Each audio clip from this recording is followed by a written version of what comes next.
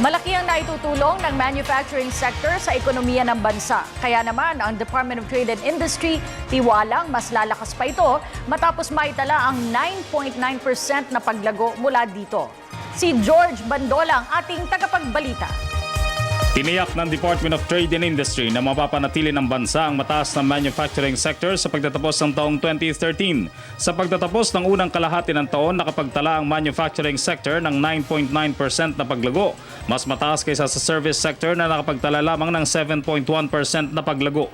Ayon sa National Statistical Coordination Board, halos madoble ng manufacturing sector ang growth rate nito kumpara noong nakarang taon sa 5.1% lamang. Babasihan daw ang growth rate ng manufacturing sector, mas lalago pa raw ito ngayong palapit na ang holiday season.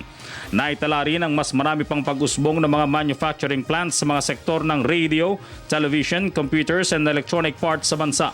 Samantala, naitala ng DTI ang patuloy na pagtaas ng foreign direct investments sa 389 billion pesos. Patuloy daw kasi nagtitiwala ang mga negosyante sa ating pamahalaan at sa pamahalan nito. Patuloy ding nagpapakita ng masiglang ekonomiya ang bansa at sa pananatiling 2.9% inflation rate.